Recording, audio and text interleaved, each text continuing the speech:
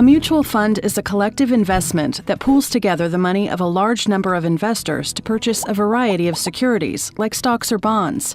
When you purchase a share in a mutual fund, you have a small stake of all investments included in that fund. Think of a mutual fund like a basket of investments.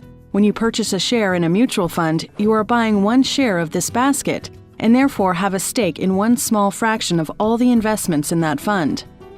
Mutual funds can benefit investors in several ways. They are a simple way to make a diversified investment. Most are managed by a financial professional, and because of the wide variety of mutual funds, they allow investors to participate in a wide variety of investments. Let's walk through an example of how a mutual fund works. Suppose there's an investor who wants to invest some of his retirement portfolio in the stock market, but he doesn't have time to analyze individual stocks and create a diversified stock portfolio.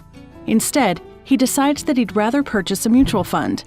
This way, the investor can purchase a single investment, which will in effect be similar to purchasing an entire portfolio of stocks. But which mutual fund is right for him?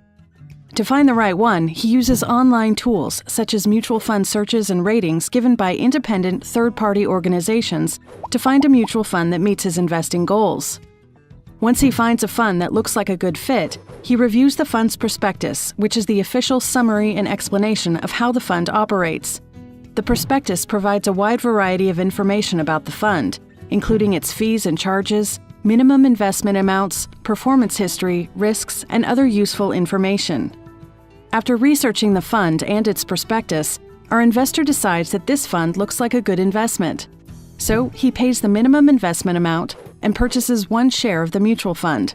By owning this share, the investor now participates in the gains and losses of all companies held in the fund. The benefit of this is diversification, which is when an investment or portfolio is spread across several different investments.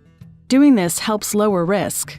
For example, if one company that the fund invests in has a rough year, the impact on the fund's total assets can be small, because that struggling company is only one fraction of the fund's total assets. Like most other mutual funds, the fund the investor chose is actively managed, meaning it is run by a fund manager or managers who buy and sell the fund's assets.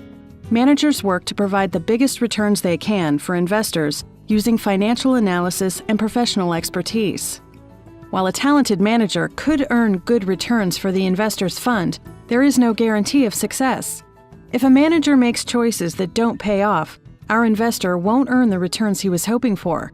However, even if the fund doesn't perform well, the manager still collects a fee, which is paid from fund assets, meaning even lower returns.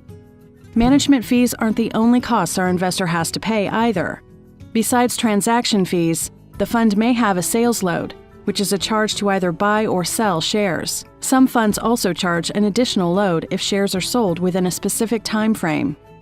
Now that the investor has bought into a fund, how does he make money from it? The first way is through appreciation, which is when the fund's shares go up in value.